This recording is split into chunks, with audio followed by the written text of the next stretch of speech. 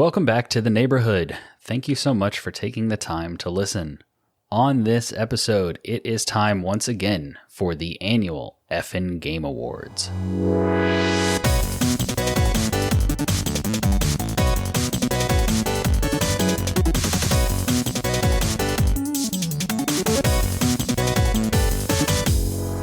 Welcome to the podcast where three longtime friends talk about video games from the average gamer's perspective. My name is Andrew Kimball.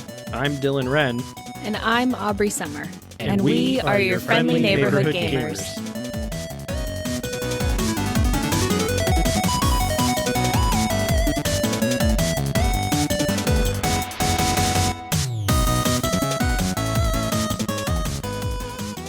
We do an awards show on our podcast.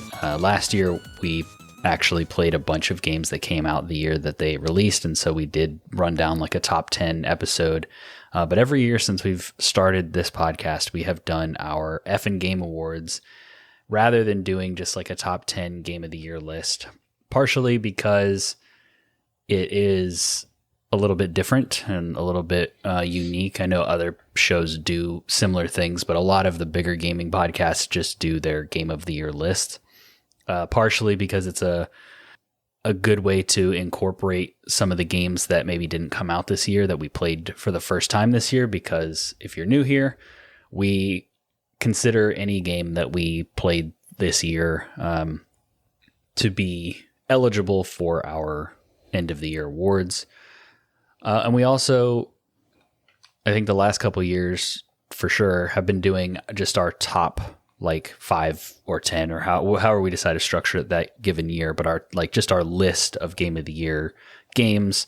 We do that as a YouTube video. So if you just want to hear our top games of the year, have us, hear us run down the list and kind of explain why we like them, check that out on our YouTube channel. Or if you're listening to this on YouTube, just scroll over a little bit. But for this episode, we will be doing our awards. We have different categories that we will be awarding with games that we played this year. But before we get into that, we're going to do something that I am calling the pre-show. But unlike having the person who used to run IGN's Snapchat show and then got upgraded to the Game Awards pre-show to rush through some of the awards and announcements, we're going to actually put some thought and care behind ours because this is all of our community's games. So we're going to do that first to open up this episode. I had so many jokes in the chamber about how we'd already given away a bunch of awards and you were just tuning in for the end of the awards and you just shot them all. So we reached out to our Discord community, which is where you need to go if you want to be part of episodes like this. But we reached out and asked for everybody's top 5 games of the year. And like I said, they can be from this year or they can be games that, you played for the first time in 2024. So we have a mix of that.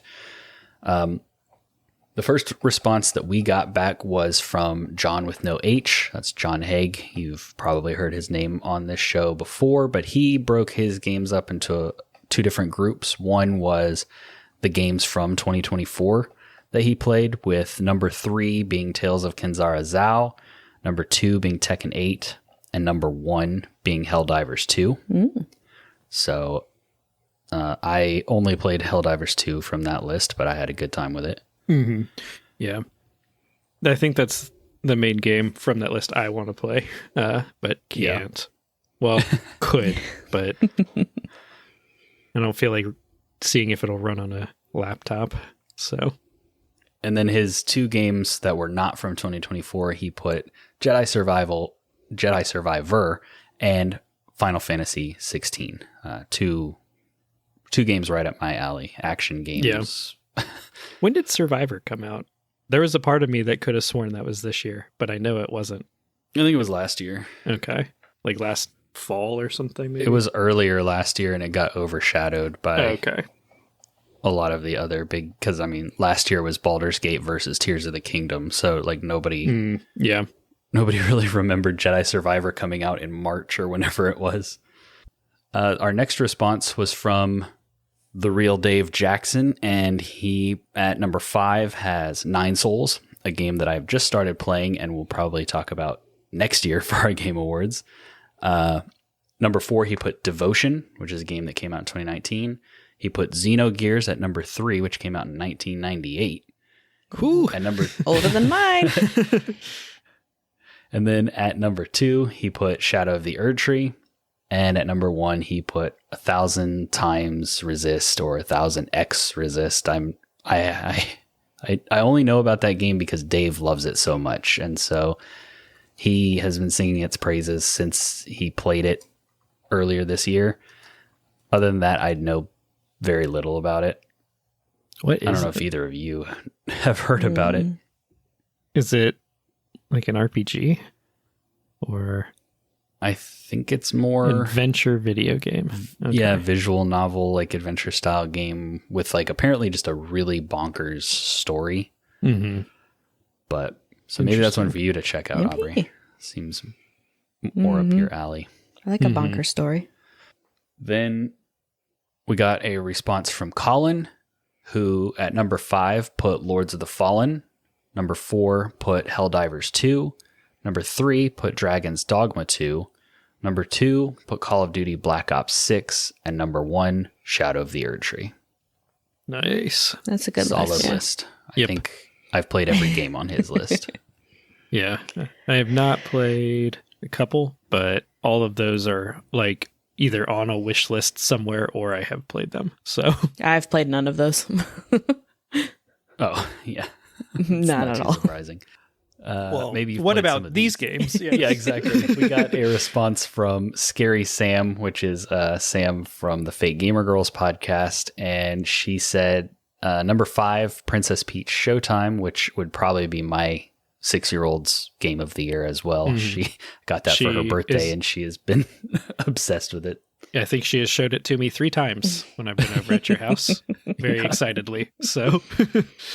Yeah. Then Sam put Web Fishing at number 4, Stray Gods at number 3, Lil Gator Game at number 2, and I Was a Teenage Exocolonist at number 1.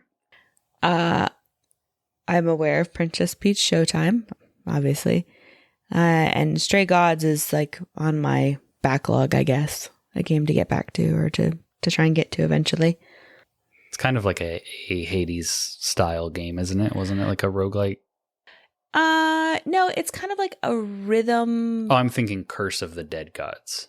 Mm-hmm. Yeah. I know what you were thinking of. Yeah, that is I know a totally different about. game. Yeah, I know what game you're talking about now. Yeah. Yeah. It's like not like a singing battle.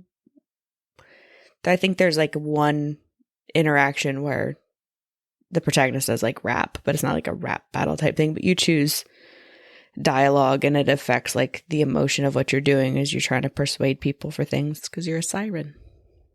And then Sam also put a little blurb in there saying, I played a lot of games this year, but apparently not a lot of games that are new to me. I guess I usually just play games that I already know I'm going to like, which Fair. I get Same. that. I like Same. replayed all the Dark Souls games this year, so Yeah, that was also a big part And of my Elden Ring. year. Yeah. yeah. So it can be tough sometimes. I'm pretty sure Aubrey put some games on her list that she has definitely played before. So What do you mean?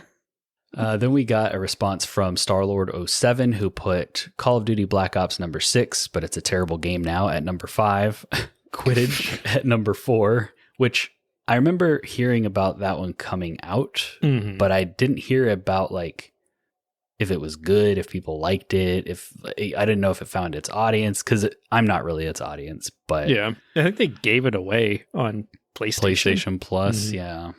So that's an interesting one. Then he put Rocket League at number 3, Spider-Man 2 at number 2, and NHL 25 at number 1. Nice. Very nice. It's a solid list. Mm-hmm. A lot of games outside of my wheelhouse on that list. Yes. Then we got a response from Katie Shesko who put, well, first she just put Legend of Zelda Echoes of Wisdom. Then she elaborated a little bit, said, I think that's the only new game I played. I started an old game called Legend of Heroes Trials in the Sky. Trails in the Sky, but I'm putting it on the back burner since a remake is coming next year, and I hope that makes it a better game because I've been meh about it. So I've heard Can relate. I've heard really good things about the Trails of whatever series, but so many of them are like locked to a console. Like I think some of them are locked to PS3, and then I think there's a bunch of like the order. Like getting into the games at this point seems like a daunting task to me, but I've heard very good things about the stories of those games. So, and then coming in at the 11th hour, our final response comes from Phil the Filipino, who put Call of Duty Black Ops 6, TCG Card Shop Simulator, Marvel Rivals, Helldivers 2, and then College Football 25. Excellent list. Just because of the Card Shop Simulator? Pretty much. I was like, I don't know that you really care about any of the other games on that list except for Helldivers. I like the zombies mode in Black Ops 6. Yeah. It's all that I've played. I played some Helldivers 2 early on this year with Phil and Eric. That was a lot of fun. And then recently we've played some Marvel Rivals together. It's kind of frustrating because at this time, Marvel Rivals doesn't let you do ranked if you're cross-play with like PC. And so a couple of them play on PC, a couple on like PlayStation. I've committed to Xbox until they do cross progression. And so we're all on various consoles. And so we can't actually play ranked, which is what you want to do if you have a group on mic, because it's really hard to rank up playing solo. Because you don't get to choose if you're with a trash team or a good one. So it's just kind of an annoying catch-22, which I can't imagine them not adding some way to play ranked like that and adding cross progression. I imagine those will be like some pretty big fixes that they implement next year at some point. So hopefully we'll get to do that. But what we have played in unranked has been fun. So nice. That was our community pre-show. Thank you all so much for responding. A lot of games from this year, a lot of games from other years. So it's cool to see what everybody enjoyed this year. Again, if you want to be part of the show like this, if you want to have us read out your list, join our Discord. We do stuff like this. We're trying to do it more consistently, but definitely for these like end of the year type episodes, we've been pretty consistent on getting the community input and utilizing it in some way. But yeah, without further ado, I think it is time to move into the Effin' Game Awards for 2024, because we have an additional person with us now. Aubrey has joined the show, in case you missed that. But also, we have a lot of awards. This is usually one of our beefier episodes because there's just a lot to talk about. So let's get started with favorite indie. Who are we starting with? Let's start with Aubrey. So I put Sea of Solitude under favorite indie for me. It was kind of the quintessential indie experience. Interesting art design, effervescent and vaguely about depression. What? And it employed some interesting mechanics. I do really enjoy playing an indie where it almost feels like it's a proof of concept for some sort of mechanic or something that they were working on. I used to like scroll YouTube for hours and watch like student animated films, like animation student films, and just like fall down that like shorts rabbit hole. And so there's just something really cool about seeing something that feels like it's among like their first attempts at it or first goes at it, or there's something really nice about the unpolished feel of it. So not that Sea of Solitude felt unpolished in any way. It just had a more simplistic art style and more like, they weren't like heavily invested into like textures on things. Like it was fully 3D animated, great water physics, like handled really well, mildly challenging little puzzles, and again, like a nice story for a little, like the bow on top to help you carry you through the whole experience. Mm-hmm. Nice. Well, Dylan, I think you also have a water game as your favorite indie. I do. My favorite indie that I played this year was Dredge. So that is the fishing mini game, Lovecraftian horror combo. So I'm a big fan of fishing mini games in other games, and this is an entire game based around that. So I was already kind of like, I'd had my eye on it for a long time, pretty much since it had come out. And I finally pulled the trigger on it and just really enjoyed playing it. Like, it was relaxing, but could also be like like it's a weird combo of a cozy game mixed with like that stress of like you're losing your sanity. So yeah, I kind of get what you mean though. yeah, so it was a lot of fun. I thought going around to the different zones, catching the fish there, and then trying to kind of piece together what is going on in the story. And for what it's worth, I thought, the game has two endings. I thought that both of those worked very well, fitting into like the cosmic horror story. Like neither one was kind of the like jump the shark, okay, now you fight Cthulhu and shoot him with a gun sort of story. So I enjoyed that, and I also played through the DLCs, 2 of them that came out this year. I thought both of those were very fun as well. Pretty small, contained experiences. I don't think they're necessary to enjoy the game, but they are both fun if you're looking for more Dredge. So, yeah. You did a full video on Dredge on our YouTube channel, so correct. If people are curious about it, they can definitely go check that out. For my indie, I didn't really play that many indies this year. I didn't stick with the ones that I did play. I recently started Nine Souls, and that's very much up my alley, so I could definitely see it making the list next year once I get through it. But for me, probably the indie that I spent the most time with was Elsie this year. So I really enjoyed that game's like vibe and music and the kind of fast bullet hell aesthetic while not being overly difficult.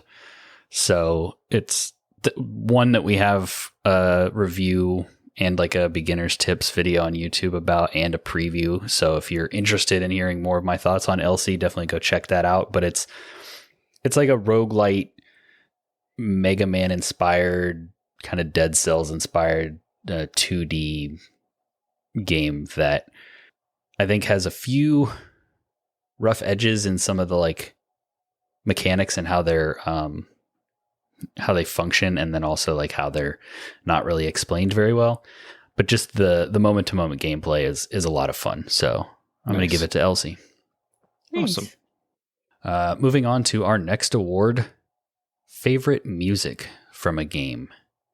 And I'll go first on this one. I'm going to shout out Stellar Blade because they were heavily inspired by Nier Automata, and Nier Automata has one of the best video game soundtracks out there. So they definitely deserve some recognition for doing that well. But I think the most impactful music for me this year was Helldivers 2. And it's pretty much just the like, we're going from the ship down to the planet music that always plays. And it's just like so iconic and triumphant and like really gets you pumped. You're looking at that screen where you're blasting down and the music's blaring and you're like, all right, I'm ready to just go down and kill some bugs. And then you hit the ground and your buddy kills you accidentally with some sort of a massive weapon. And you're like, all right, great. That guy's dead. Here comes another Helldiver. And so I think the music in that game just like really perfectly captured the tone, but it was also objectively just really well done. Obviously, Final Fantasy VII Rebirth, played that this year as well. Final Fantasy is another one of those franchises that just has fantastic music. But I like when I was thinking back to what game did the music really just like stand out and pop like that for me, Helldivers 2 theme jumped to my mind immediately. Nice. Dylan, what about you? I'm going to give this one to Alan Wake 2. Yeah. The game plays out in like chapters, and so it's kind of reminiscent to me of like a TV show. And so you'll get through like an hour and a half of like a chapter, and then it'll like end, and there will be like a song that plays at the end, kind of like where the credits would be or whatever. And so far, those have always been very excellent choices, I thought. You know, I they think did that for Quantum Break too. Yeah, they did it in the original, like Alan Wake, which was like an episodic game originally. Yeah. And so I thought that was really cool. I enjoyed them. Like, it's one of those things where when it happens, I don't skip. I'm not just like mashing A to go to the, you know, it's like, oh yeah, no, this is actually pretty cool. I mean, I sit here and like let this song play out or whatever. And I think like I've played the opening a couple of times. I started this game earlier in the year, and then school got busy and I couldn't focus on a game I had to actually pay attention to. And so I have restarted it recently, and just the opening like chapter is so well done and has like a nice like song that I think perfectly encapsulates like the story so far. So I'm giving it to Alan Wake 2. And also, I mean, I know one of the songs that's coming up because it was at the Game Awards a couple of years ago, and you know, just craziness. So that was last year. Okay, yeah. Time, it really do be like that. It really do. Nice. Aubrey, what about you? Well, I went with Hades. Yeah. Because I finally beat Hades this year, and part of the motivation to get through all that was just the dynamic music that's featured in that. But then also like all of the songs that Orpheus sings and the songs that Eurydice sings, and like obviously the driving rock helps propel you through the various roguelike elements, but the moments where the game also slows down and you get some really lovely lullabies or quiet moments, or even just being in the house of Hades. I don't know if there's a track on there that's like, oh, this is really bad, like I don't like this, and skip it kind of a thing. So yeah. Had to give it to Hades. Hades has awesome music, and Supergiant, it's Darren Korb, is that his name? That does their music? I'm not sure. I have to look it up. Yeah. I thought one of you guys would be able to back me up on that, so I wouldn't have to look it up, but I'm pretty sure that's who it is does an excellent job with. Yeah, that's his name. Okay, yeah. Does really good job with their music, and Hades was obviously no exception. I'm excited to see what he does with Hades 2, because I'm just going to wait for 1.0 when I play that game. So I haven't touched the early access stuff yet. Yeah, but I'm sure it was great. Next, we're moving on to the award for biggest surprise, and this one is pretty vague. I think we all kind of took it in different directions. It could be like a game that surprised you, an industry thing, whatever. Dylan, why don't you start? Yeah. So for me, the biggest surprise this year was how many like sort of competitive focused multiplayer games I've played, just because that's not really like a vibe I gravitate towards normally. Mm-hmm. Not necessarily like team-based competitive. So I played a bunch of Dead by Daylight and have been playing a bunch of like Teamfight Tactics recently.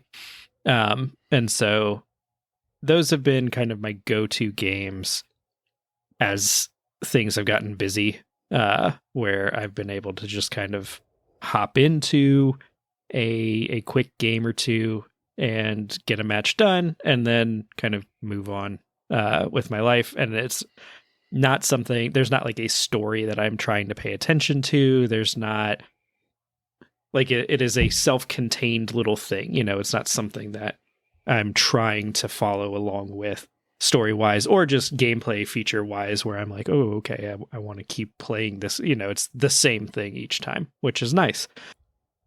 So like I said, I'm not normally super into multiplayer competitive games. So that was a bit of a surprise that I spent as much time as I did playing them this year for me. So yeah, that was like the year where I got super into Dragon Ball Fighters because we were building our house. And so it was like, get done, hop in for a couple quick matches. And then, that was the experience. I wasn't trying to look for anything much deeper than that. So yeah, I totally get that, having those like consistent and somewhat like bite-sized experiences. Mm-hmm. Easier Aubrey? to tailor to your time constraints. How did you take this? Well, I went with Hellblade 2 as my biggest surprise. It was an unpleasant surprise. Disappointing.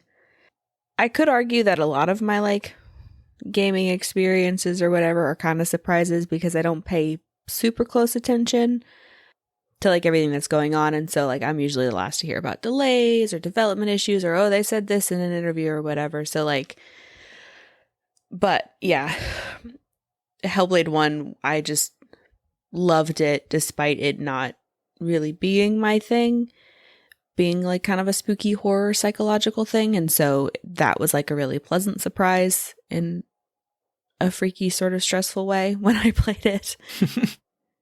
And I was hoping for that experience again with Hellblade 2. Very much did not get that. And that was kind of surprising because they took their time in development. The graphics looked great. Everything they were talking about was very consistent from the first game.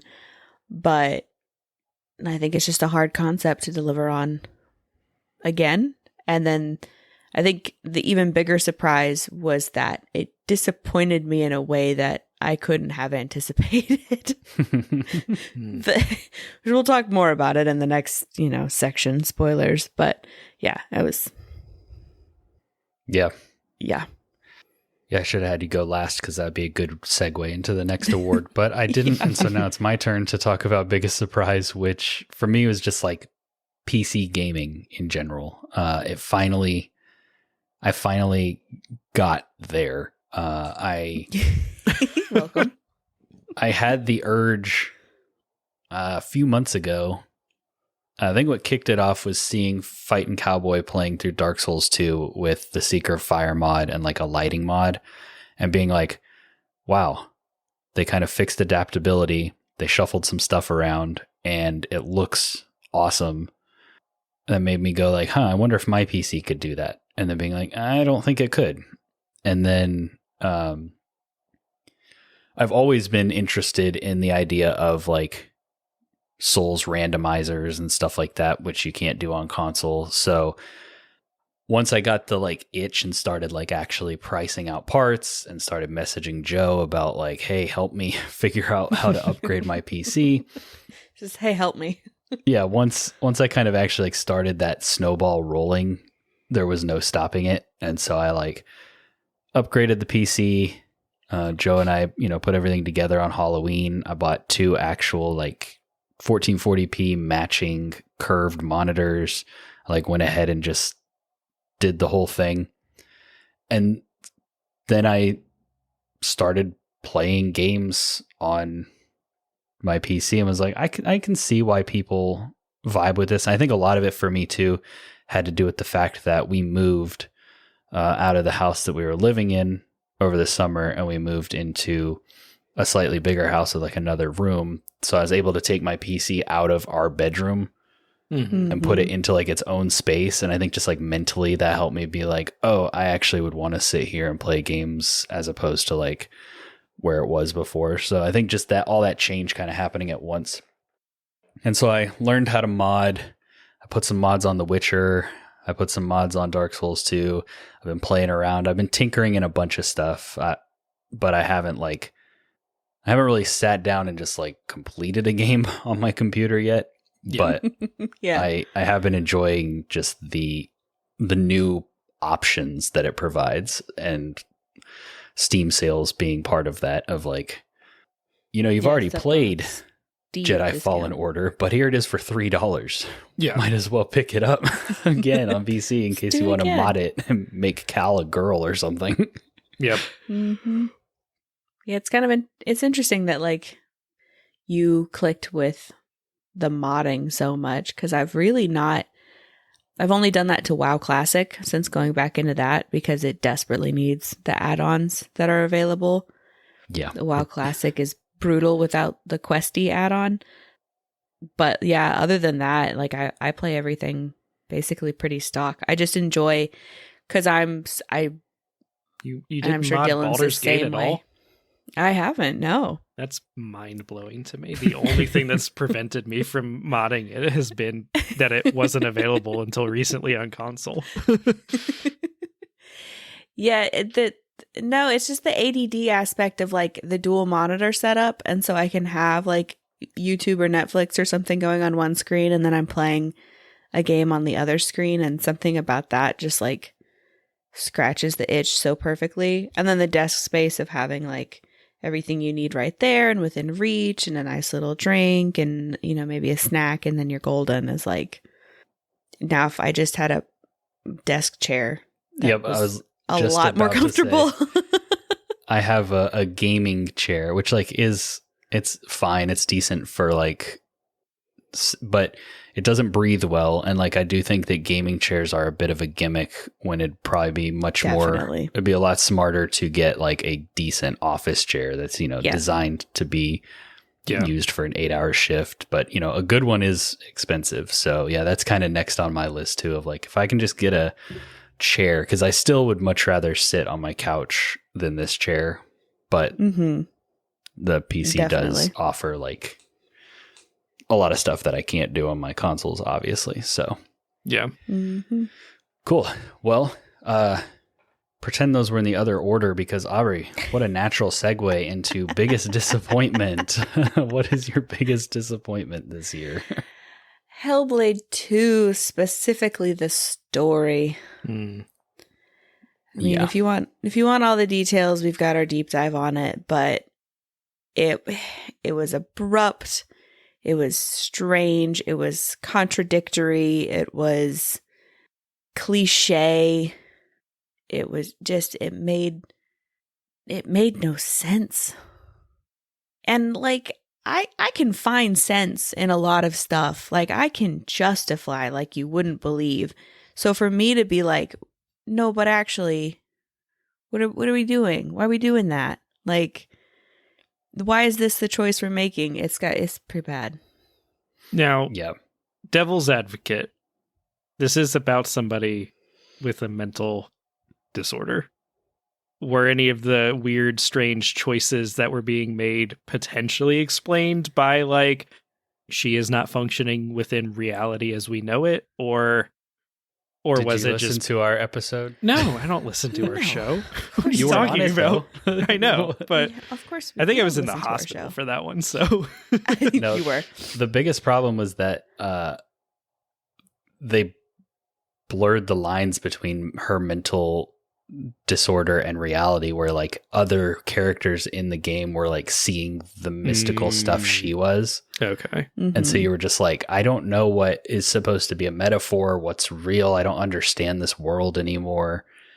Like they never explained that and like gave it a satisfying reason. Yeah, they participated in my personal least favorite cliche, which is protagonist has no problem killing goons up until the very end of the game, but then when it comes time to kill the leader of the goons, they're like, no, you're better than this, like, I'm not gonna kill you type thing. I hate that. That's the dumbest thing in the world. Like, and it was even in the middle of a fight. It wasn't like she had the opportunity to like assassinate the guy and chose not to do it in cold blood. Like, literally in the throes of battle, and she's like, gets the opportunity to kill him. Is like, no, I'm not going to do it. And then the game literally cuts to a hallucination, a vision, something. Quick little 30-second, 1 minute thing, and then game over. No resolution, no explanation, no where do we go from here, no epilogue, no nothing. Cut to black. So, just bad choices. Maybe they'll explain it in Hellblade 3 10 years from now. So yeah, maybe. I'll piggyback off that because like Hellblade 2 is kind of my like personal game that I played disappointment. And I think the easiest way to sum it up is it was style over substance, and it also felt like it was rushed and maybe should have had at least one more act to kind of wrap things up or to give it more room to breathe. But then also like what I was talking about of, you know, like if you've seen the trailers, you're fighting these giants. You never know, is that real or not? Like the other characters can see them and are fighting them and getting killed by them as well. But like the way that you end up dealing with them is very kind of mystical. And like in the first game would have been something in her mind, but it's like, it felt like they kind of lost the plot. Like Ninja Theory lost the plot with the story and with like the lore, and then they never found it again and they just released it. So it was pretty disappointing. My other disappointment that was more like industry side of things was Assassin's Creed Shadows getting delayed, which seeing some of the gameplay and stuff that's been coming out recently, it does look a lot better. It looks tighter. It looks more polished. So like, I get it. I understand. And honestly, like I'd rather have the better version of the game, but I was definitely looking forward to it. It does seem like a step forward for the series, like gameplay and stuff wise, like maybe not as big of a jump forward as Syndicate was to Origins, but it definitely doesn't feel like another, like it's not going to be in that trilogy of RPGs. It feels like a progression. So outside of all of the like controversy and stuff like that, as an Assassin's Creed fan and like looking at the game and the gameplay, I'm very excited to get my hands on it and try it. I am worried that like, I don't know what the future of the franchise will be beyond this with what's going on with Ubisoft and all that. But this one looks like it could be really cool and is speaking to me in all the like pre-release stuff I've been watching. And so it getting delayed out of this year was kind of a bummer, but it is what it is. Yeah. Dylan? My biggest disappointment is Star Wars Outlaws.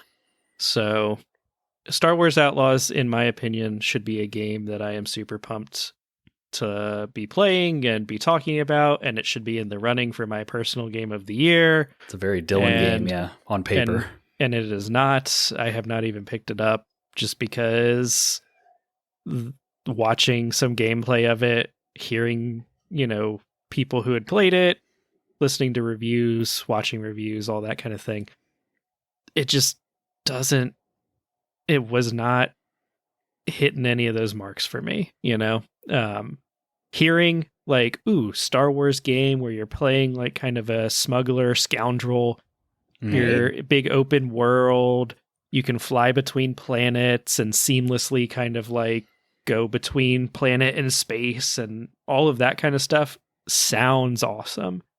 And then execution wise, it does not sound like they hit the mark. I am still excited to play it when, the inevitable Ubisoft Ultimate Edition comes out for like $10 on sale. Or they just put it on Game Pass. Yeah. So I am going to pick it up eventually, but my disappointment is specifically that should be a game that I'm like, this is in the running for Game of the Year for me. And it's not because, it just, Ubisoft is missing a lot lately, so, and this seems like another miss for them.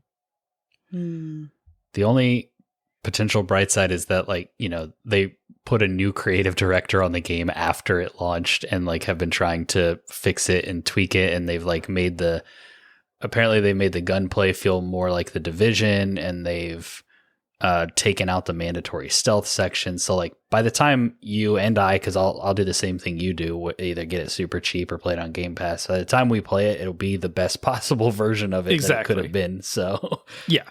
Yeah, so like it's one that I'm going to get to, but yeah, it is. And I think once it has time to bake a little bit more, probably will be way less disappointing. But it's kind of a bummer that it's in the state that it was in when it launched. So yeah, for sure. Now we're going to move on to our award for favorite character. And I'll kick this one off because no spoilers, but mine is from a different game than yours. I put Kasuga. Nice. I'm glad that he was your favorite character. Yeah, for our game swap month, if you haven't gone back and checked it out, we talked about Yakuza Like a Dragon, and what some of the things that I talked about on that episode is like going into this game just based on how people have talked about him and like what he looks like on the cover. I was really just kind of expecting him to be a bumbling idiot. Mm-hmm. But he's so much more than that, and he's so much like deeper and better written, and is like just a really interesting and cool character because he does have kind of like his idiot side or his like gullible side or simple, or because he's not stupid. And then he's also got like his super like loyal and also just like really strong and can just beat the crap out of anybody he wants. So it's not like he can get pushed around and stuff. So I was surprised by how much more he was than what I was expecting. Mm-hmm. And what I was expecting, I thought was still going to be pretty good and entertaining. And so, yeah, definitely I liked pretty much all the characters in that game from what I played, but him being kind of like, the central character that the game, revolves around. I thought he would be a good one to shout out for this role. Cause I mean, yeah, I played some other games with characters, but like a lot of the games I play, you play like a nameless protagonist kind of thing. Or, I could have put Eve from Stellar Blade, but she's kind of just a body. She didn't really have much character. So yes. I was going to say a nameless protagonist, but she has a name this time. So yeah, exactly. I mean, she does have an arc and some motivations, but like the story of that game is not its strongest suit. No, it's very just straightforward, and they put time into other places with that game. So yeah, exactly. At least a couple others. So yeah, the outfits. Now I'll throw it to either one of you to kick off the Baldur's Gate talk. The Baldur's Gate corner of this episode. Well, I went with Karlak.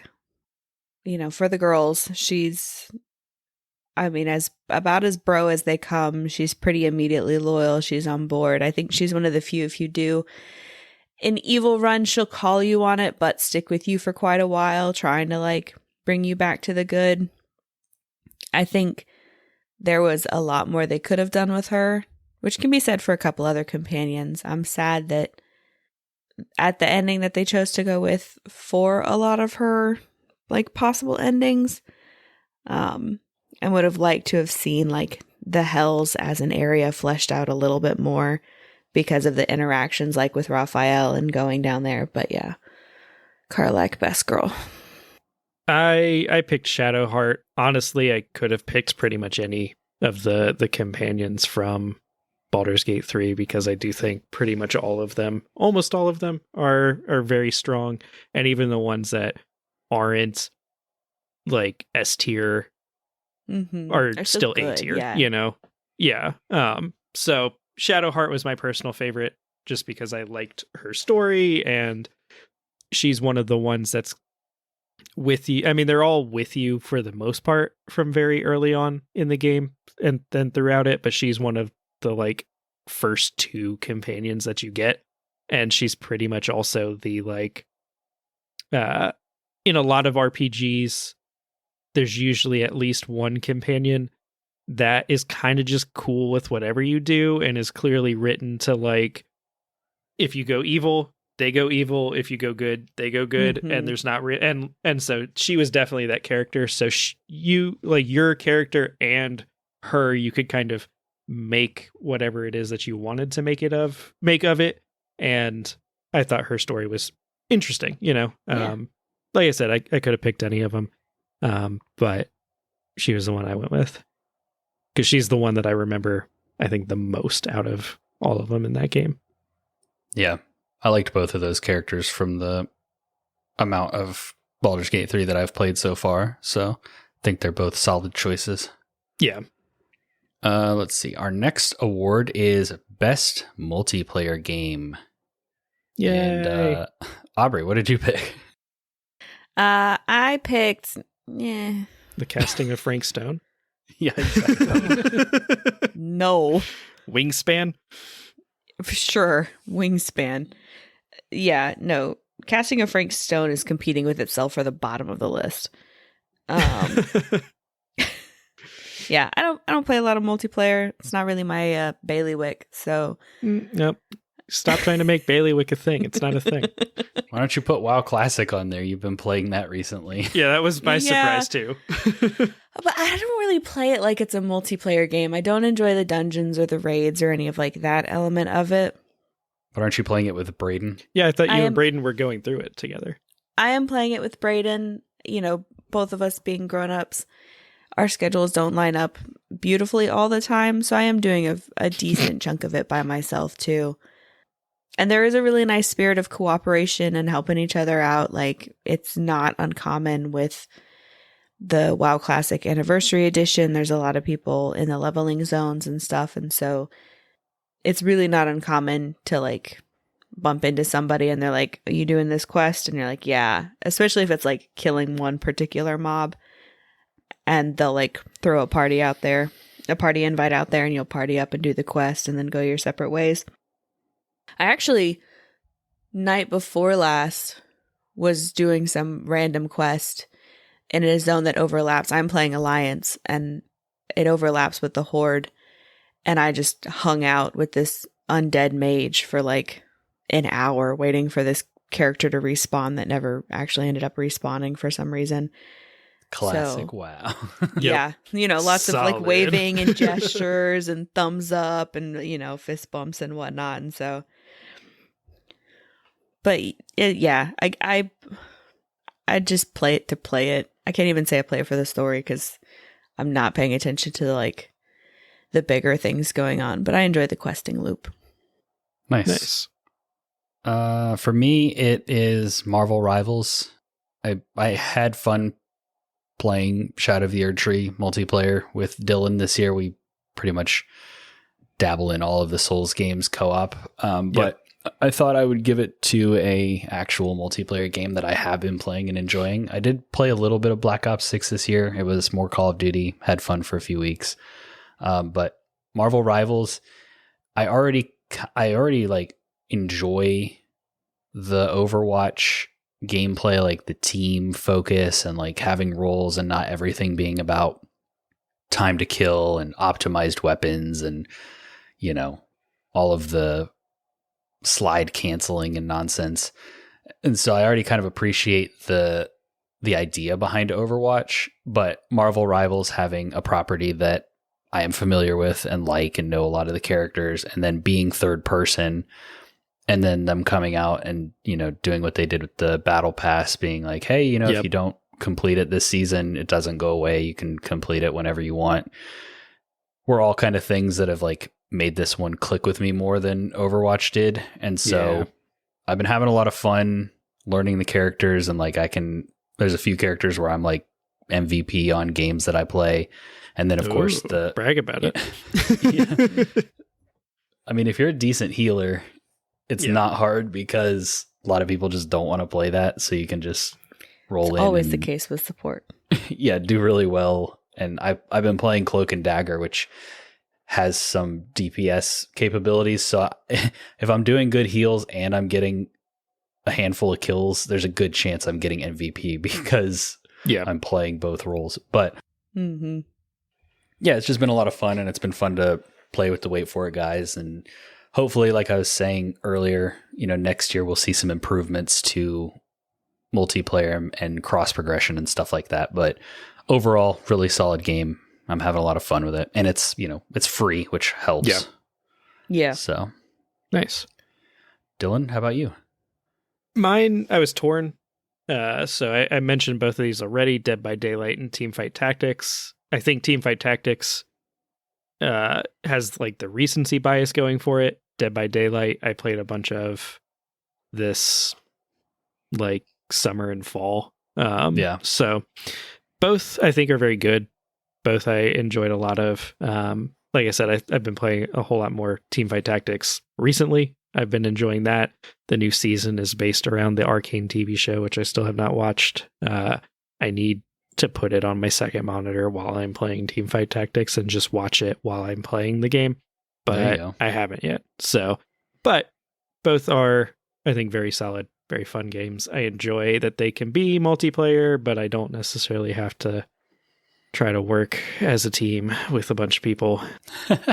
So that, generally drags the enjoyment factor down a lot, because you're either doing poorly, which makes you feel like, oh, I'm dragging the team down, or you're doing really well and somebody else is doing poorly, in which case it's like, God, I wish you weren't on my team, because then we'd be winning. So I did play some Black Ops 6 Zombies with my brothers. We've beat one of the maps. We've gotten to like the boss fight on the other two. So it's fun. It's good, but it's on the chopping block for when I want to install something else on my Xbox. It's probably the thing that's getting axed. So when you want to get a quarter of your hard drive space back. Exactly. So that is crazy. And I almost put Marvel Rivals as my disappointment, not because I think it's a bad game, but just because I want to like that game, and I just don't. I was not a huge fan of Overwatch. I really wish I liked Marvel Rivals like gameplay, because it looks fun. I like all the characters. I would love to have a good time in it, but I played it for like a couple of days and I was just like, yeah, no, this is just not doing it for me. So, but maybe I'll give it a try later when they release some more characters or something. Yeah. Well, if you want to give it another try, let me know. Maybe we'll party up. I swear there was that one has been chopped. That was on the chopping block before Black Ops, and it has been chopped. I swear there was a literal child playing as Spider-Man on one of my matches that I played this morning, because every time I would die and it would like cut to a teammate, while I was waiting to respawn, the Spider-Man was just kind of like walking into a wall in the like spawn in zone that like didn't even go out into the map. And it was one of those matches where like I loaded in and the match was already in progress. And then I like picked my character and I like realized, oh, somebody quit this match for a reason. Yep. And so I just finished it out. So let's see. The next award is one we call Best Game You Haven't Played Yet. So essentially, what game do you think you're going to like and that will likely get an award next year or be on your Game of the Year list, but you just haven't had time to play it yet? For me, I put Black Myth Wukong, because that game is very much up my alley. It is a action game with like Souls elements and big boss fights, and it looks pretty. And now that I have a PC, I can play the PC version, which is apparently the PS5 version is fine, but like the PC version, the game was built for PC. Yeah. So like I'm basically just waiting for it to not be full priced, and then I'll probably pull the trigger and play it. So that one's definitely mine. I think that will make it on the list next year once I get around to playing it. Nice. Dylan? Mine is probably Alan Wake 2. like I mentioned, yeah. I am currently playing that game. I have restarted it. The intro, like I said earlier, is just fantastic. And I've really enjoyed. I have liked pretty much every Remedy game story that I've played. And this one, I think, is probably shaping up to be one of their best ones. And they fixed pretty much all of the gameplay issues that I had with the original Alan Wake. And I'm looking forward to this seems to be the one where they're like tying everything together. Like all of their Remedyverse stuff is now, they're leaning way more into that, which I'm a fan of. Yeah. So that one is, unless something just comes way out of left field, I think probably shaping up to be a pretty solid contender for my game of the year for next year. I threw on here like Dragon Age Veilguard because I am hoping to play that sometime in the next year. Space Marine 2 hopefully comes to Game Pass soon. Yeah, I'm looking forward to playing that one too. Yeah, it's another one where I'm like, I don't want to pay $70, but I do want to check that game out. Yeah, and then I do think I will enjoy Metaphor Refantasio or Fantasio or whatever when I play it. Yeah, but I think out of all of those ones, Alan Wake 2 is probably going to be the one that winds up on my number one spot for Game of the Year next year. Well, no, I guess number 2, because Monster Hunter Wilds will probably be Game of the Year. Right. So. I was going to say, Wilds comes out. I forgot about that. Yep. Aubrey? Yeah, I don't know how I could possibly know this. I have no idea what's going to make a game click with me. I have things that I'm looking forward to, and then I start them and go, this is... And I don't even look forward to that much. But I think if I could summon the will to sort out where I'm stuck with Yakuza Like a Dragon, I could see it being that. With how strong the story is, if I can just tweak my gameplay experience enough to where it works a little bit better for me, I could see that being way up there next year. Yep. All right, then our next award is Favorite Gaming Content Creator. Yeah, I threw this award on there just because I wanted to give it out. And I figured you two probably could throw it out there as well. But is this a content creator you discovered in 2024 or just one that you enjoyed? Just one that I enjoyed. Okay, good. I didn't put one that I discovered in 2024. Yeah, no, but these are ones that, like, I think we all kind of have our gaming content creators that we gravitate towards, whether it be YouTube. I don't think any of us are really big Twitch people, but like YouTube or social media shorts or, whatever it may be. I think we have those that we, follow. And so for me, it is a YouTuber called Mr. Samuel Streamer. He mostly does RimWorld stuff. So I watch a lot of that, where he creates these stories. Like he basically sets up a story scenario and then plays through and kind of lets the story develop as it goes, which I think is really cool. He recently did a Nuzlocke run for Pokemon Infinite Fusion that I was watching, which is a game where you can just take any two Pokemon and fuse them together. So it was like a randomizer on steroids, pretty much. I enjoyed that too.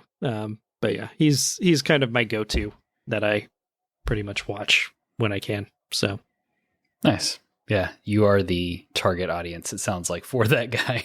Yes, with his RimWorld content. Exactly. Like pretty much daily RimWorld videos. Yes, I will watch them. So, Aubrey, what about you? I mean, I went with a classic. I went with Markiplier. I've been watching him since 2016. I still consistently enjoy a lot of what he uploads.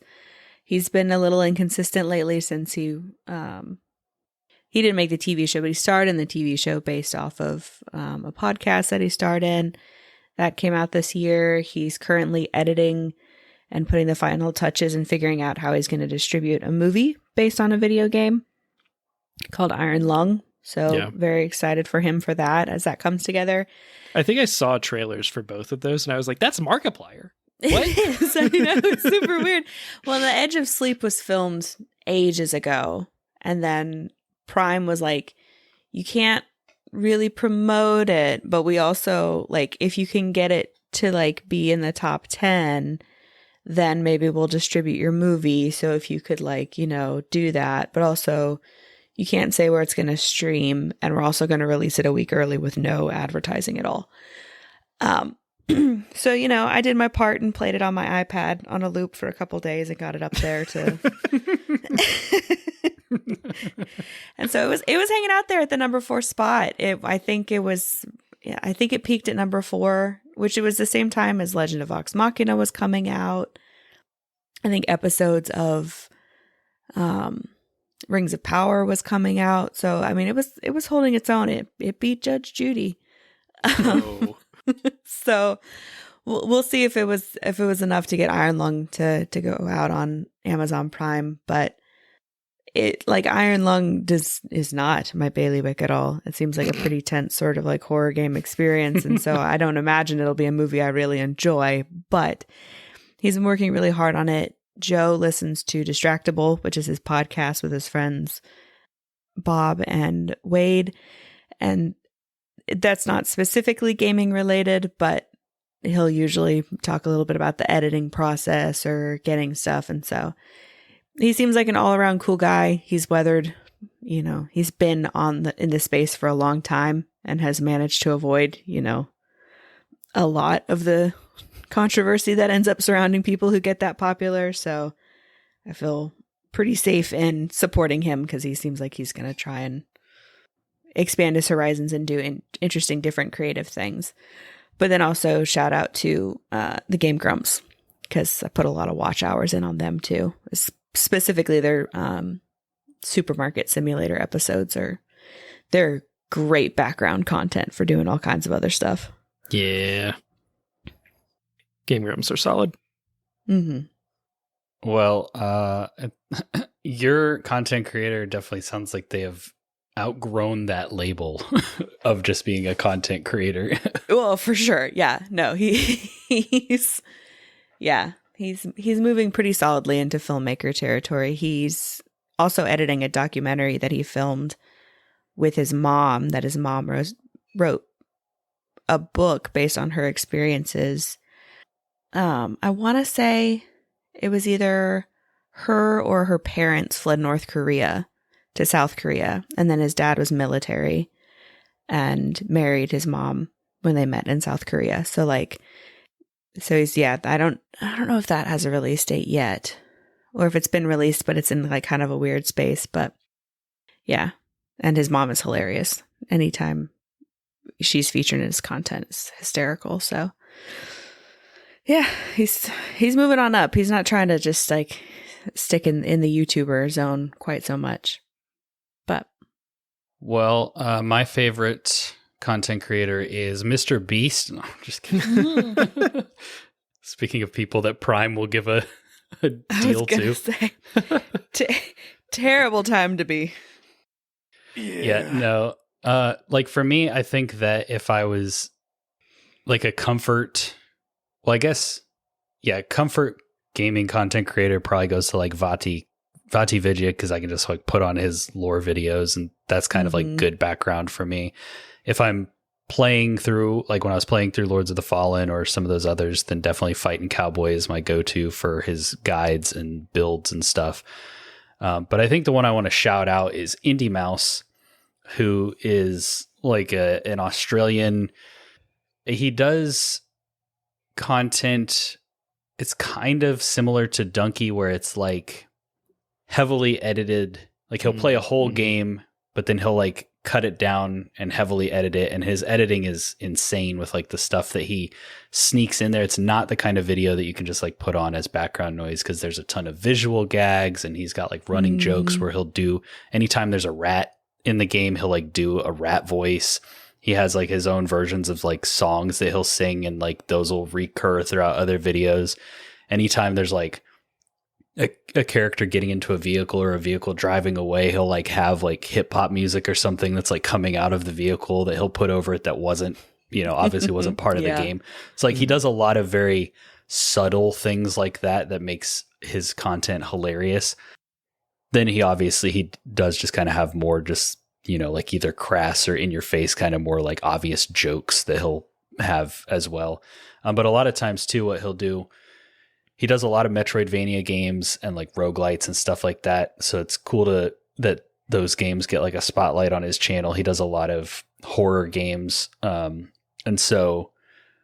sometimes he'll do like just a whole playthrough. Like he did Liza P, and that video is almost an hour long, which was the like cut down, edited, funny version. But because it was the whole game from start to finish, like his whole playthrough, so it's a good way to kind of get the idea of a game but in a much more like entertaining fashion. And so he is one of my go-to, especially like at my old job when work was really slow and we just like be sitting there watching YouTube. I'd be watching like a lot of his videos. He's definitely not one that, like I said, you can throw on in the background while you're doing dishes, because then you miss like kind of the point. Half the jokes. But yeah, his stuff's pretty good. Really, like the editing is super impressive, and then the content is like, at least to me, really funny. So yeah. That's who I'm going to shout out there. Nice. Very good. Our next award is another one that Dylan contributed to the list with most time spent. And I think he just wants to brag about his hours. I'm just kidding.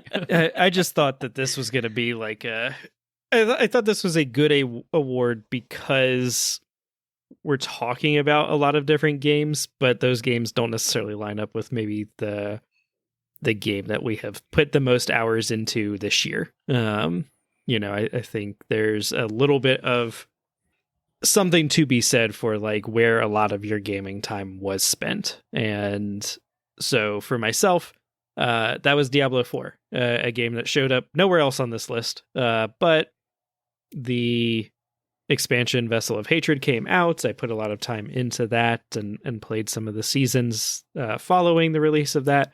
And I think maybe one earlier this year. I don't actually remember. But very solid, very fun game. And according at least to like my Xbox year in review, the one that was my most played game of 2024. So shout out to Diablo 4. Aubrey? I don't have any of my stats before me or readily available, nor my positive where to find them. But it really felt like I spent a ton of time in Spiritfarer this year working on the little video essay I pulled together. I tried to play up to the point where a character was that was very late in the game. And so I don't often like play things if I don't feel like playing them. And so having to get to that point in the game so that like character interaction can be fresh in my mind and I can kind of try and like dig into the feelings that I like had around that and everything made it more of a grind than it has ever been to play. So that made it feel like I spent a lot of time playing Spiritfarer. Don't know how accurate that actually is, but yeah. Shouts out to Spiritfarer because it is a wonderful, beautiful game when you're playing it because you want to. For me, it's probably realistically Marvel Snap. Right. What? I've fallen off that game pretty hard over the last couple months. I think the fatigue just like finally hit me. But before that, like over the summer, I bought a few of the season passes and I like hit Infinite like 2 or 3 times in a row. And I was like pretty deep into it. I was enjoying the current meta that was going on and was having a good time. So it being a phone game, it being pretty quick, pop it on. They had some like timed events they were doing that like shook up the gameplay a little bit that were fun to check out. As far as like console games not on a phone, I put 81 hours into Elden Ring this year because I did a whole new playthrough leading up to the DLC, which was a much quicker playthrough than before because I was going for like a specific build. But my number one game, according to my stats, is Lords of the Fallen, which at the time the stats came out was 105 hours, but I hadn't beaten. Actually, that might be a more updated number, but it's somewhere in that like 100 to 120 hours at this point because when the game, like I started playing it earlier this year, but then it finally like really clicked when I tried to pick it back up again recently. And so when it clicked, I did an Inferno build and I went through and I beat the game and got the Inferno ending with my Inferno build. And then I was like, well, I have a Radiance build character. That was my first one I started. That's relatively close to the end of the game. So I went through and I finished the game on that character and got the Radiance ending. And then I went back and started another character from the beginning and did an Umbral build and got the Umbral ending, which is like the most involved ending where you have to like make sure you don't botch character side quests and like you have the right items and give them to the right people at the right time kind of stuff. So I used a guide for that, obviously, but going through and playing like all 3 endings is what ended up racking up my time. But I was having a blast with it. I think towards the end of my 3rd playthrough, like I was good. I had hit the point where I was like, I think I'm good on this game, at least for now. And so like the last little bit was like the fun was starting to taper off. But in general, just had a really good time. Like when that game finally clicked for me, it was like, man, I want to just keep playing this, which rarely happens with games for me. Like there's probably only a handful of games where I've either 100%ed them or rolled into New Game Plus immediately. Like those things don't usually happen. Usually I want to take a break before revisiting a game. And so Lords of the Fallen clicking like that and then making me want to go get all of the endings racked up some time. Nice. Which rolls us into our Game of the Year. And this is our Game of the Year award that is from any year, but, you know, we played it in 2024, which for me was Lords of the Fallen for all the reasons that I just mentioned. It clicked. It worked for me. I like got super into it and was like obsessed with the builds and the not so much the lore, but like the setting and the kind of concept of it. Like I think it's one of the Souls-likes where if you play it, you kind of get the gist. Like obviously there's probably some nuanced stuff that like a lore guide could fill you in on, but for the most part, it's not as like dense or obscure. Yeah, as like an actual FromSoft game. So like I didn't spend as much time like diving off into the lore as I would for some other From games specifically. But I really did like the world building and the setup and like the different, you know, factions of like you had the church over here doing its thing, and then you had like the people who worshipped the like god of evil over here doing their thing, and then like the kind of Lovecraftian like alternate reality that's trying to eat the world, you know, that kind of stuff going on in the background. So all that was very interesting. I liked the vibe of it. I liked existing in that world. And then the build variety and gameplay and like the visuals and the magic system they have and stuff was all really good. And they had some good ideas, both gameplay and like mechanic wise, that I would like to see FromSoft maybe take a look at and adopt as they move forward with their stuff. But yeah, Lords of the Fallen takes it for me. Nice. What about you two? Mine is Baldur's Gate 3, which shouldn't surprise anybody, I don't think. That one was one that I was greatly anticipating last year. It didn't come out until December of last year, so I played a little bit of it in 2023, but pretty much all of it in 2024. On Xbox, yeah. On Xbox. Specifically. Yeah. It does such a fantastic job of being like a D&D game, and then also giving you so much freedom to explore and make choices. And I've played through that game and explored it, I think, pretty thoroughly. But if I were to start up a new playthrough right now, I could make different choices or do different things and have a completely different experience going through that game.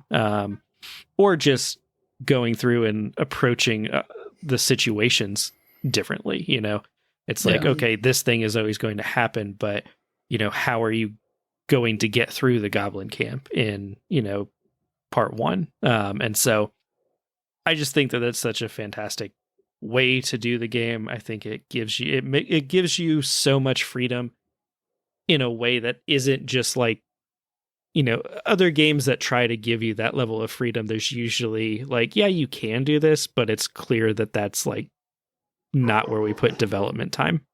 But yeah, so it's my game of the year. Yeah, it's also my game of the year. It does a really good job of giving you, and I haven't even played like the origins of all the various companions, but there are multiple endings you can arrive at, but all roads do lead to a lot of the same decisions. But how you approach it and what you do, I'm perpetually finding little pockets of content or interesting things or ideas they had that I just completely missed on previous playthroughs or didn't even consider. Really strong characters. There are a handful that definitely should have gotten like more content or stuff a little more fleshed out, or not everybody got equal care and attention, but the voice acting is phenomenal. The characters are compelling. The story is interesting, and it is a really great introduction to Dungeons and Dragons and the mechanics and what that game can be, kind of allowing you to experience kind of that freedom still within that framework. It was really nice. It was an incredible jungle gym to climb around in and play in. Nice. Yeah, I'm looking forward to picking it up on PC and giving it another shot there. Mm-hmm. Yeah. I can't imagine playing it on console. I really can't. Shouts out to you, Dylan, because whoa. They do a good job of like setting things up and like having the menus make sense, and like it was definitely functional. Sure. Yeah, but I can see the appeal to having a mouse and keyboard. Yeah, it like the turn-based combat pieces weren't bad. It was anything where you had to manage your inventory. That was where it was like, oof, this is a bit of a slog. But it wasn't bad. It was just definitely going to be better on PC. So yeah. And then our next award is our favorite game from 2024. So out of all the games you played this year that released this year, what was your favorite? Aubrey, let's start with you. Well, I didn't play this game, but I watched the Game Grumps play this game, and I went with Thank Goodness You're Here. It's that game with the little yellow man, British dude running around some random English village. It's supposed to be really funny, right? Yeah. Yes, very, very British humor, dry, sort of like absurdity kind of thing. But yeah, it's a funny little story where you just do favors for people all over. The art style is really cute, and it got some serious laughs out of Aaron and Danny. So it was a good time. It was a good experience to watch and then experience through watching somebody else play it. Yeah. Nice. Dylan, how about you? Mine, if I'm not counting Shadow of the Erd Tree, is going to be Unicorn Overlord. So this one is maybe a little bit of a recency bias, but also I didn't really play that many 2024 specific games. And so most of what I played in 2024 that came out in 2024, I think was expansions. So, but I also think Unicorn Overlord is an excellent game. It is done by, I forget their name. I'm blanking on it now. I should have. What else did they do? They did that mech game. Oh, the 13 Sentinels. Yeah, 13 Sentinels. Vanillaware. That is who it is. Easy to remember name. Yes, so it is done by Vanillaware, who did 13 Sentinels. But this one is sort of like a tactical. It reminds me of Fire Emblem, but if Three Houses specifically, but if there wasn't the like high school part where you had to like go have tea with your students and stuff. Yeah. The battles do not play out sort of in the same way, but they play out in sort of a sort of RTS strategy auto battler style. There are a ton of characters, a ton of story. A lot of the battles are like nice little bite-sized quick things that you can just hop in and do. But then they also do have the sort of more protracted battles that have a lot more unique objectives and that sort of thing kind of going on. And so it's been cool. I've been enjoying it. I am about 40 to 50% of the way through it, but I don't see it like falling off or anything. So that is my favorite game from 2024. But what about you, Andrew? So for me, yeah, on my personal game of the year list, I opted to just give Shadow of the Erd Tree a major shout out and exclude it from the list proper. But Shadow of the Erd Tree is probably like the best thing that came out this year that I played. Like it's very much up my alley. It's more Elden Ring, better arguably in some ways. I think, we talked about it with Dave, so definitely go check that out to get our full thoughts. But if I exclude that, then Stellar Blade probably takes the number one spot just because I haven't played Wukong yet. No, but also because Stellar Blade is like, I really liked the vibes. It has just these really unique and kind of grotesque monster, like half robot, half kind of monster enemies that you're fighting.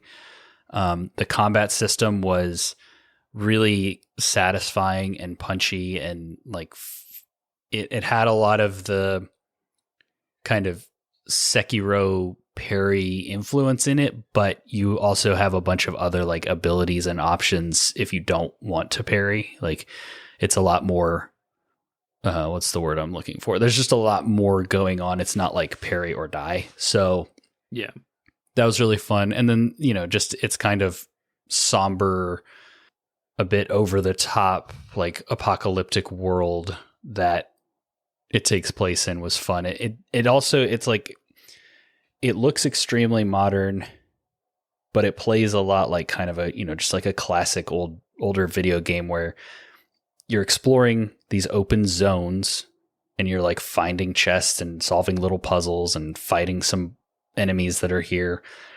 And then you go into like some of the more like linear actual mission structures and stuff like that. And so like it's a very gamey video game, and I really appreciated that about it. And as it progresses and goes on, it started to experiment a little bit more with like, I would say like towards the end of the game was when it probably got like the most unique, and like if they ever did a sequel or something else set in this universe, it'd be kind of interesting to see where they go with it. Yeah. But yeah, just overall had a really good time playing it. It is a game that I feel like always kind of has to come with a caveat because of the main character and like the all the discourse that was around that. It was kind of weird to have to like cycle through and find the handful of modest outfits that they had for Eve so that you don't feel embarrassed playing a video game and like people walk in the room and you have this overly curvy female protagonist like wearing either the like tightest skin tight thing you've ever seen or just like very minimal fabric.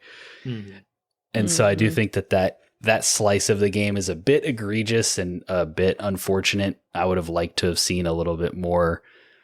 Like you can keep that stuff in there, but I would have liked to have seen a little more tasteful options that still kind of looked cool. Like a lot of the tasteful stuff that was in that game, it was like one of the outfits was essentially just like this yellow kind of jumpsuit, like romper type outfit thing that she had. And it was like, the color's just not good. Like it looks bad. So it would have been nice to see some more tasteful options.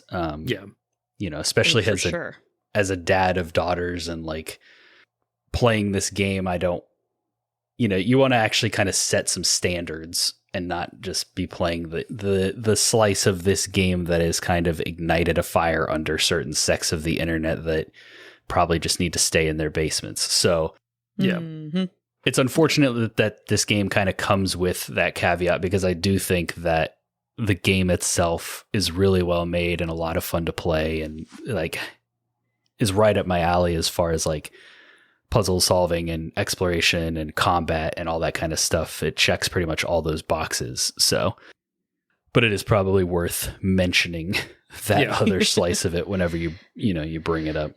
Brace yourself. Yeah. Don't think poorly of me because of this. It's a fun game. Exactly. So with that, we have one more award to give out looking towards the future. What is our most anticipated game going into 2025? Dylan, kick it off because yours is no surprise. Not like mine's going to be a big surprise either, but I didn't even have to put mine into the document because Andrew had already put it in here for me. So mine is Monster Hunter Wilds. I am a big Monster Hunter fan. I got into Monster Hunter during Monster Hunter World. I saw the trailer for that and was like, this game looks amazing. And I bought it, and then I played pretty much nothing else the year it came out. I think that was like 2017 or something like that. This is the next iteration of sort of the big Monster Hunter games. Like, they had Monster Hunter Rise in between this, but that was like a Switch focused, smaller. Like, it's still a huge game, and it's still good, but it's obviously held back by the fact that it started on the Switch. This is like an evolution of World and Iceborne versus Rise being more of kind of like a side thing. Exactly. And so I got the chance to play in the beta that was earlier this year. I had a ton of fun with that, spent a lot of time in there. I like a lot of the changes that they've made and the things that they've added. We've got a video on our YouTube channel if you're interested in hearing more about what some of those things were. But I am really looking forward to this game. I think it comes out the end of February or beginning of March. And so pretty much I'm expecting, like, once this game comes out, that'll be where a lot of my time goes. So yeah. Yeah, I'm expecting that for you as well. Yeah, we're not going to see you for a while. Yeah, my game is one that I teased earlier, Assassin's Creed Shadows. I'm very excited to jump into that game and actually play it for myself. I personally think that the iterations they've made to the stealth and to the like mobility and then to the like samurai combat, I think all of that looks really fun. I honestly, really, it's the gameplay that looks exciting to me. And a lot of that is because they haven't really shared anything about the story other than like the initial, protagonists and stuff and kind of like how they end up meeting. But like, we don't really know much else. I mean, like, we knew Bayek was trying to avenge his son and stuff like that. We don't really know much about the story stuff for this one, or like it seems like I can't remember her name, but the female protagonist, it seems like she is very much an assassin. So I'm curious to see like how ingrained the actual Assassin's Creed lore and story and stuff is in this one. So just kind of like the Assassin's Creed nerd in me is excited, but also the like open world exploration and like action combat fan in me is also pretty excited by what I've seen, especially in the more recent like kind of dev diary things that they've been doing. I've been watching some YouTube videos by like Assassin's Creed specific creators and stuff. So it's not something that like probably the larger gaming community has really kept up with, but like for those of us that are in tune with it, like the stuff they've been showing, it seems promising and it seems a lot tighter and better than what we were seeing in some of the trailers before the delay. So it does seem that the delay has really kind of helped them refine some of these systems and animations and things like that. So yeah, I'm hopeful for it and I'm looking forward to it. Aubrey, bring us home. I am most looking forward to South of Midnight. That looks cool. I hope it comes out this year. Yeah, me too. I think it's slated for a fairly early release in the year. So hopefully if it gets pushed, it will remain within this coming year. But yeah, it seems to have like a strong aesthetic and identity to it. And so I'm intrigued to see what like more about the premise and the story and everything moving forward. And again, like we're from the South, so I love to see like Spanish moss on trees and stuff and just that whole like swamp type energy. Like I'm into it. So I'm very hopeful. We'll see. Coming to Game Pass, so you don't even have to buy it if you're subscribed. But we'll we'll see if Game Pass maintains its best deal in gaming title going into going through 2025. Fingers crossed. Yeah, hopefully they don't start to like aggressively ramp up the pricing or tear it off too much or anything like that. But that's not what this episode is about. This episode has been our annual F&N Game Awards for 2024. A rare afternoon recording for all of us. It's a little bizarre. It feels weird. As far as housekeeping goes, like we've reached the end of the year. We're kind of working on the upcoming year. So nothing probably too big or interesting to announce or talk about here. We're in more of the like looking back mode on this episode. But, you know, if you enjoy the podcast, we would greatly appreciate, you know, a like and a follow or a like and a subscription on YouTube. Leave a comment. We would greatly appreciate like a 5-star rating and a review on your podcast app of choice. We would love to have you in our Discord if you want to be part of these conversations in the future, or if you just want to chat with us in our community about video games and movies and stuff like that. If you want to hear friend of the show Caleb air his grievances about the third movie in the Sonic the Hedgehog franchise, you know, that is the place to be. We got a channel for that. Yes. With all that being said, thank you so much for listening. Thank you so much if this is your first episode, especially if you've been with us all year, or even more so if you've been with us since the launch of this show. We greatly appreciate it.